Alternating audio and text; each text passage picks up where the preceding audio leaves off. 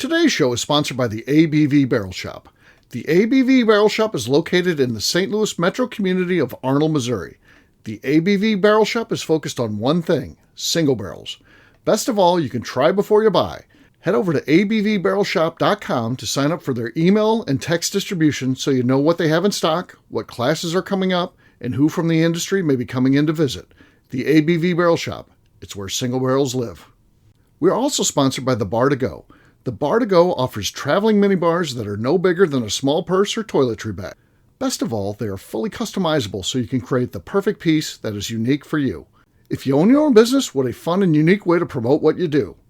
Check them out online at thebartogo.com. That is the number 2 in the Bar to Go. If you have wholesale questions, call my friend Isabel Clark at 504-481-1297. Finally, we are sponsored by the Neely Family Distillery. NFD is a family-owned business that keeps ringing up awards in the spirits world. Head to Sparta, Kentucky to experience the family history, award-winning spirits, and meet the Neely family. Check them out online at neelyfamilydistillery.com. Now, on to the show.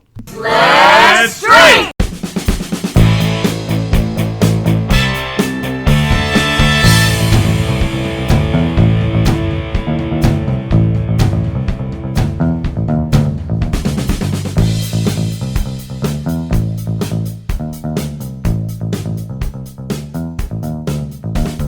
Welcome to the Bourbon Daily, the podcast about everything bourbon delivered to you every day of the week. Today on the show, we talk about a law proposed in Ohio to curb bottle flipping.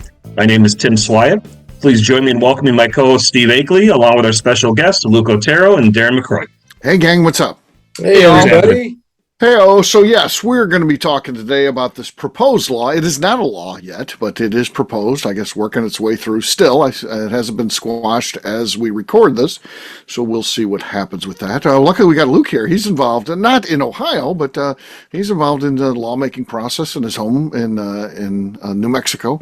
He might be able to provide some insight on how these things work and give us a little background, so that'll be kind of cool. But we'll get to all that after the break. For right now, though, Darren said there's something he wanted to talk about. What is that, sir?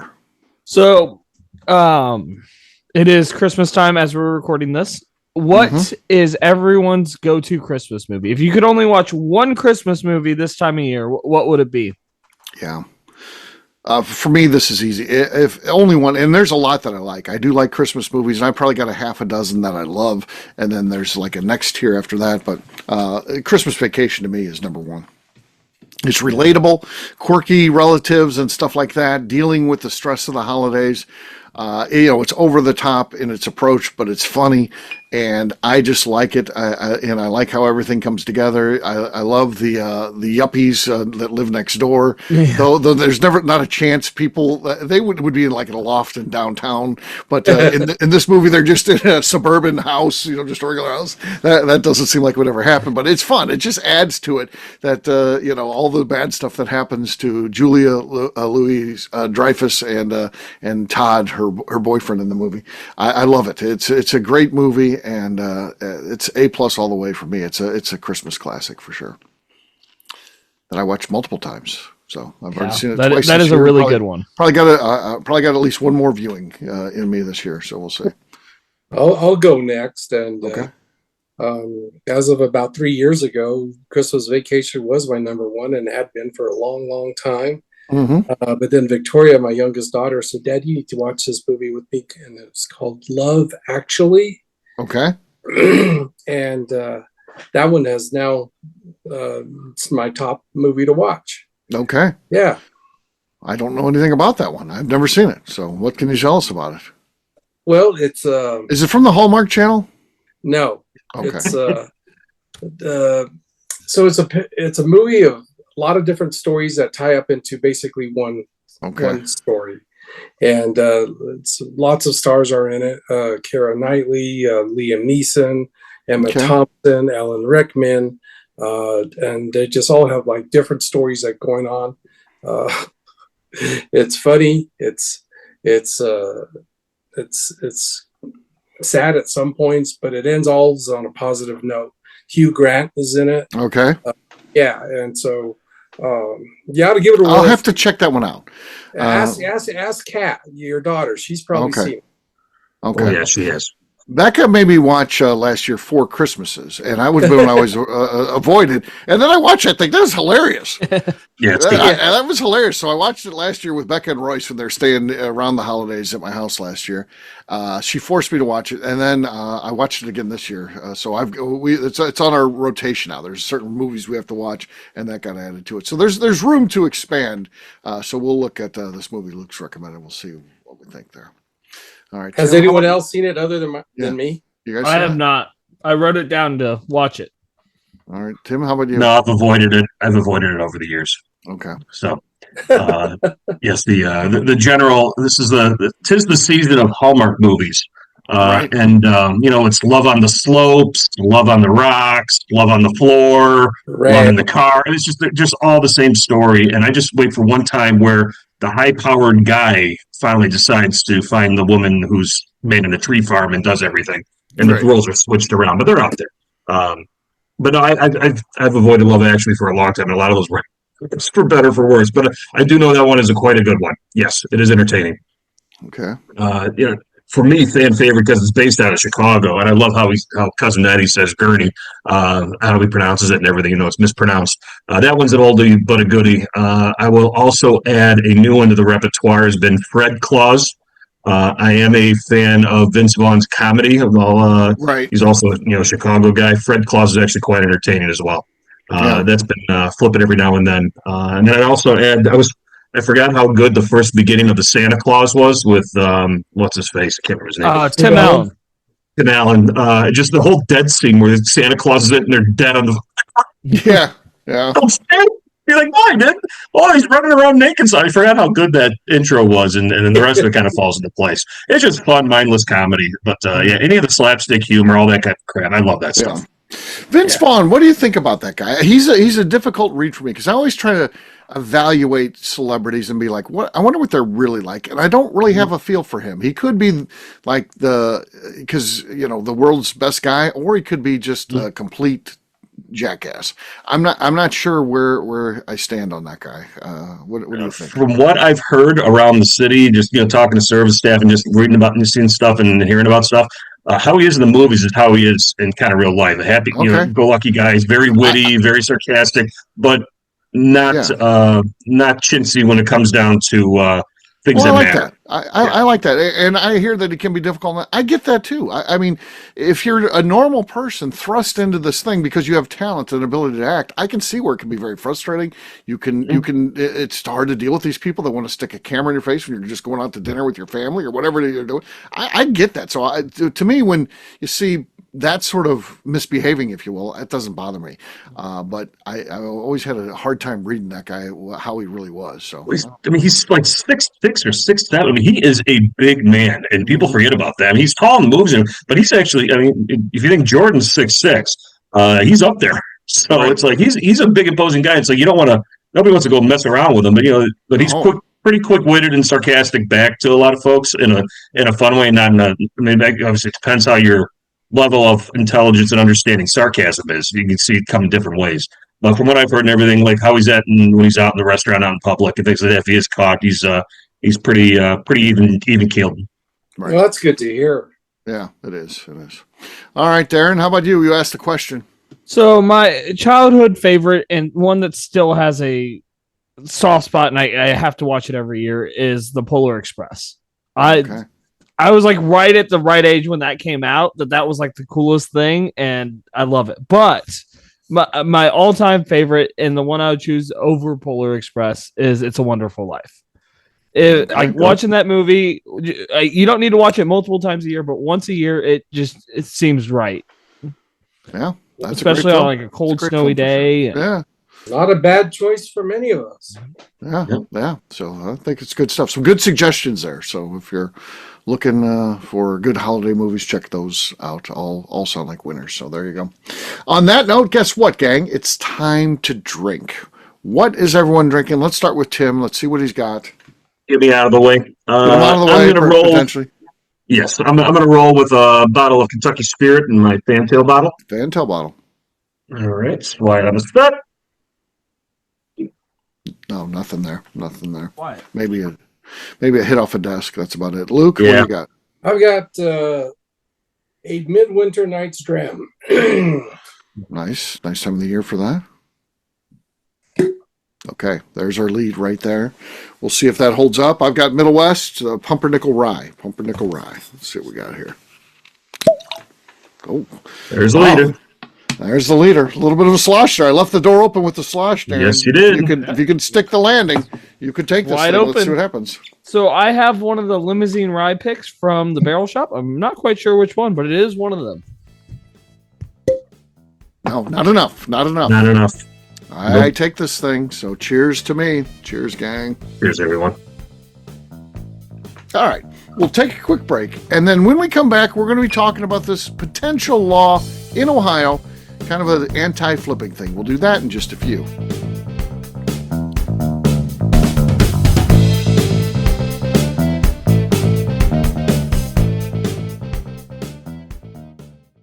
Okay, let's talk about the people that make these shows happen. First up is the Stave and Thief Society. Via their in-person class at Moonshine University in Louisville, Kentucky, the Stave and Thief Society is the place where you, a bourbon enthusiast, can expand your knowledge and emerge an executive bourbon steward. In 2017, I completed my executive bourbon steward certification. It's the most comprehensive bourbon certification available and connects you with an expansive network of bourbon enthusiasts and professionals.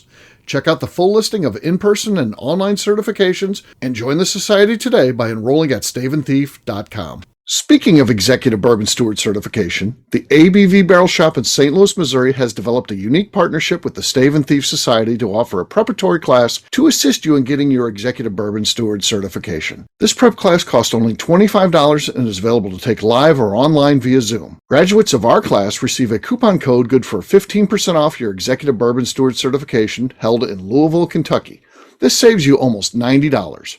Additionally, you can collaborate with fellow attendees to split travel costs when you go to Louisville. If you're interested in signing up for the class, simply head over to abvbarrelshop.com and check out the classes and events page. Last but not least, we are sponsored by Neely Family Distillery. Royce Neely is the 11th generation distiller in one of America's oldest distilling families. A visit to Neely Family Distillery takes you through family history, where you can see all the artifacts and newspaper clippings through the years from this family that started distilling in America after James Neely arrived from Northern Ireland in 1740. Today, Royce Neely and his team are crafting some of the best spirits in America. Their bourbon and absinthe offerings keep winning top honors in the spirits competitions. Recently, their absinthe made history as the first platinum winner in the absinthe category at the San Francisco Spirits Competition. Neely Family Distillery is definitely a bucket list destination if you are a bourbon fan. Learn more about their spirit offerings, visiting their facility, and the awards they have collected over at NeelyFamilyDistillery.com. And now, back to the show.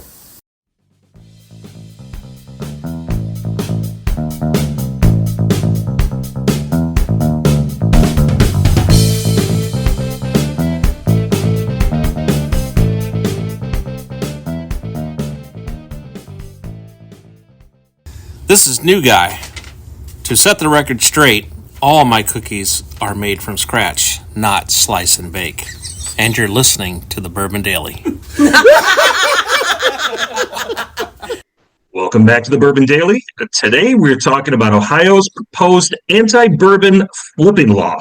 Yes, we are. So, just to set the stage just a little bit, some of our audience certainly knows this, others do not. Ohio is state-controlled, so that everything runs through the state there. You're talking about state-controlled distribution and the stores.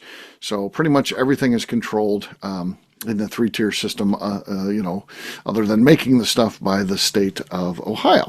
And for some reason, Luke, how do you think something like this happens? So a lawmaker, is it just a personal quest? Maybe he's a bourbon drinker. Maybe he's had bourbon drinker buddies that are like, this is ridiculous. People buy these bottles and then sell them for huge dollars. I can't imagine this being any sort of lobbyist thing, because who would sponsor that? I can't think of any lobbying group that would support this. Right. It's a crazy thing. So it seems to me just like one guy's mission here to get this happen. Just to, again, bring the audience, what the guy is saying is how he wants to stop the flipping is when you buy one of these allocated bottles, something that's tough to find, and who knows how they're going to define what meets the qualifications. This would open up a whole can of worms here, but this is what he's proposing: is if it meets that, you have to open it in the store. You got to pop the top; it's no longer sealed.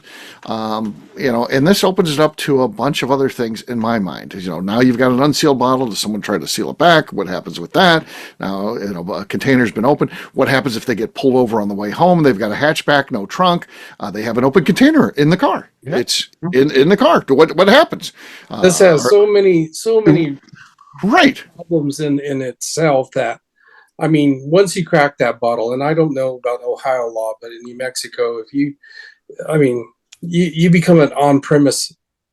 Mm-hmm. Exactly. So, but you're not licensed for that, right? No. So they'll have to change all. They'll have to change their whole licensing. Yeah. So let's just say the ABV shop had to do that. Right. We don't have a license for that. You can't open bottles in our store. And so I don't know. It sounds like he's just sour grapes, and I don't know who he's trying to make friends with. Right.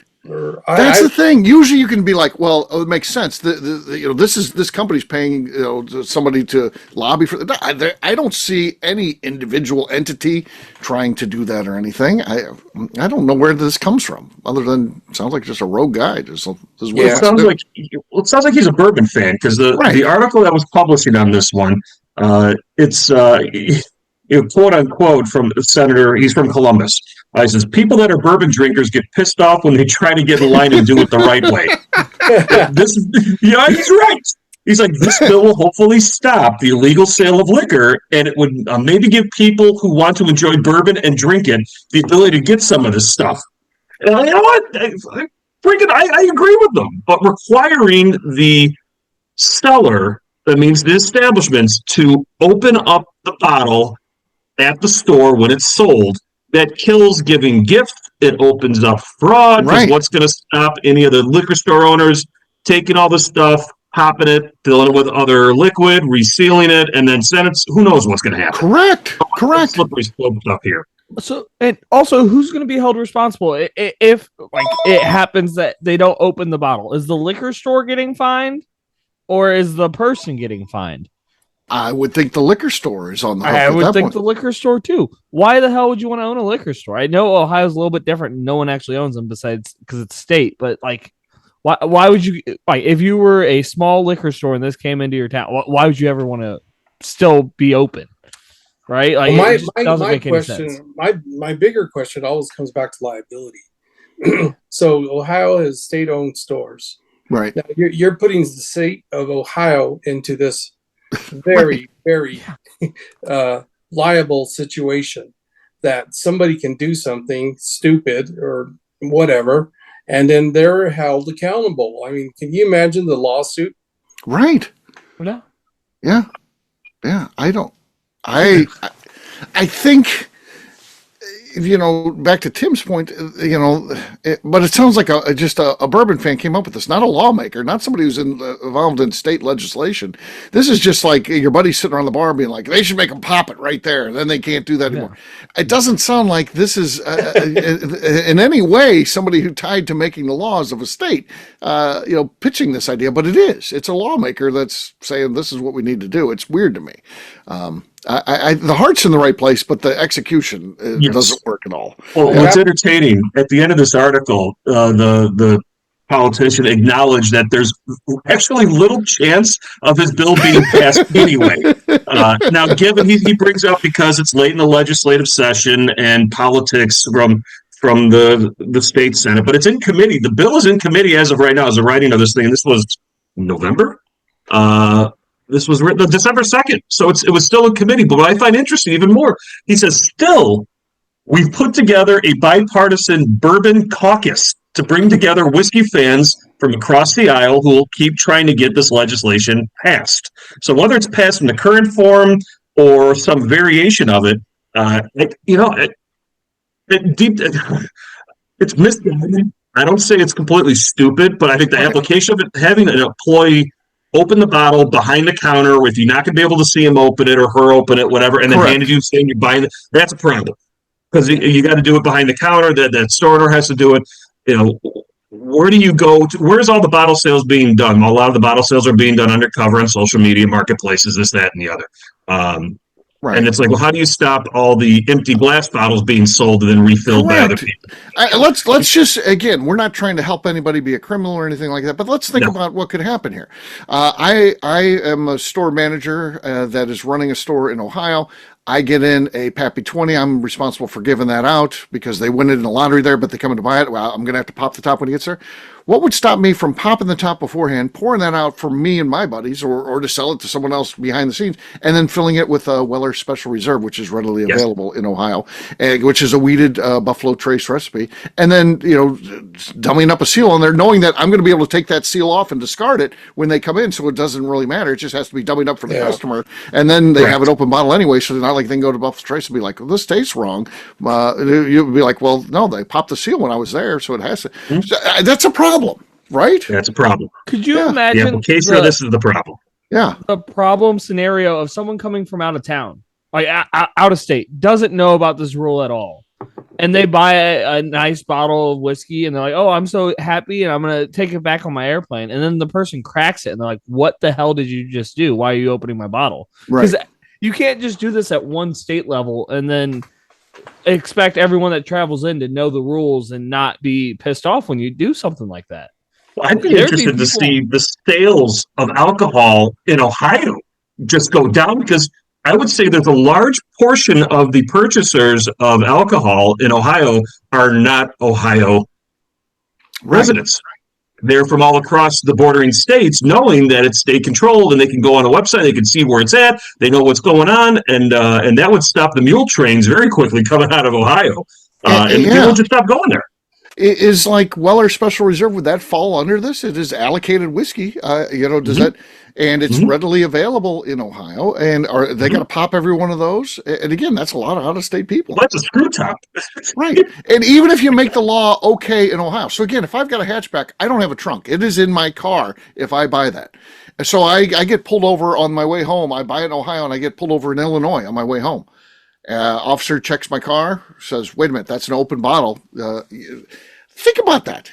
Even if you try to make it right in Ohio, be like, well, this is a rule because it was allocated. You could do that, but you can't legislate out of Illinois or Missouri or anywhere else.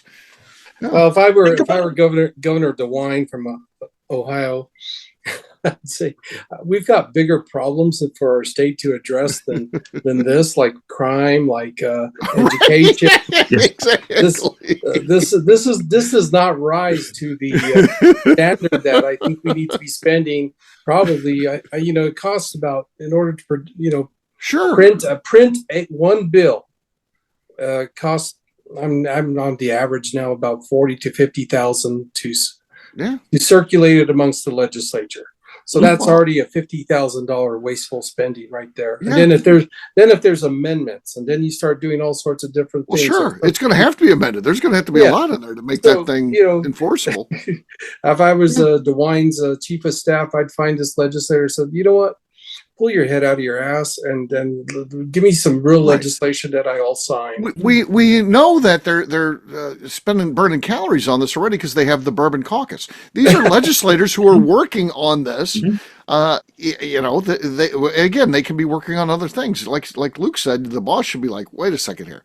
Let's work on some crime things, the things that can help. Can you imagine? Better. Can you imagine being a politician who's used to getting their bottles of Pappy 23 and Handy and this, that, and the other, only to find out that they can't flip it themselves? The bottles are all open for them. Right. For two, man, this bullshit. How am I going to pay off all the people in Washington? How am I going to get the state senator to listen to me as a local senator? I'm giving bourbon, and now it's all open. You screwed me. Yeah. Yeah, it'd make for a weird Christmas season, right? You're giving somebody a bottle, your boss a nice bottle. It's open, it's already of course. Open. It's open. Yeah.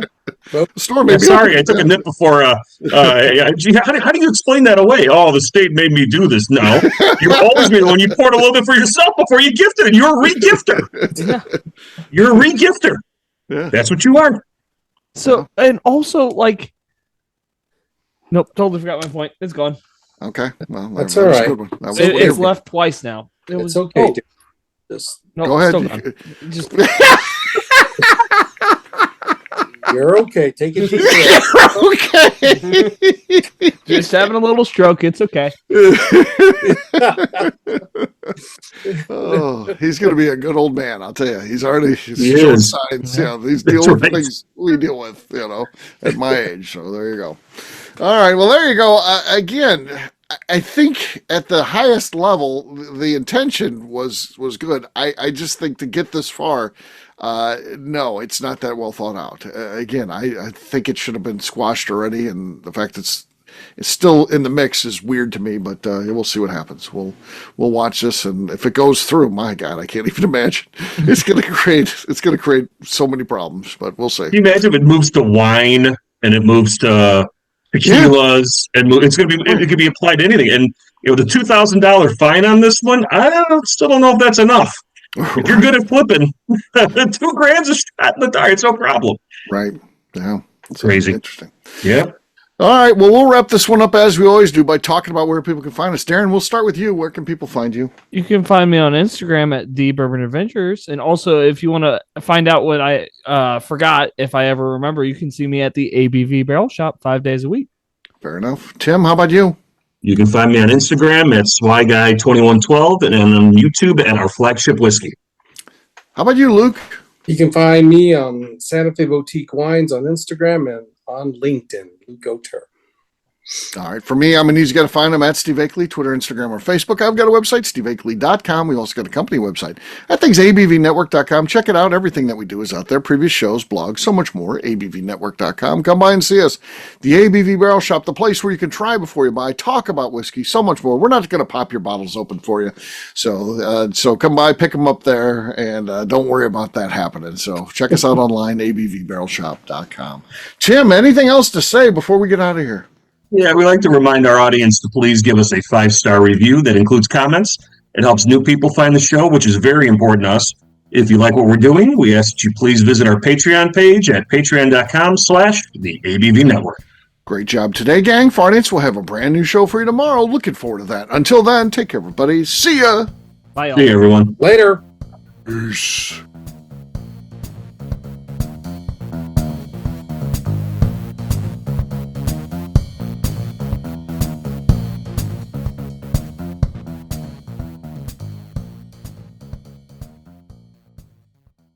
Before we let you go, let's talk about one last thing. The ABV Barrel Shop in the St. Louis community of Arnold, Missouri. The ABV Barrel Shop is focused on a couple of things. First of all, single barrels. We are the place where single barrels live. We go to distilleries, taste through the whiskey, select the best barrel, and have it shipped to our store where we present it to you, our customers, by allowing you to try before you buy. We're also known for the classes that we have in our education center in the store, as well as the events we have with industry professionals from the bourbon business. If you're in the St. Louis area, please come by and visit us at 6 Fox Valley Center in Arnold, Missouri. Or at a minimum, at least sign up for our email and text distribution so you know exactly what's going on in our shop over at abvbarrelshop.com. This is Steve Akeley, owner of the ABV Network, signing off. We thank you for listening to our programming and truly appreciate your support. The Bourbon Daily is part of the ABV Network. For more information or to become a sponsor, please visit abvnetwork.com. Thanks for listening and cheers. This has been a Steve Akeley production.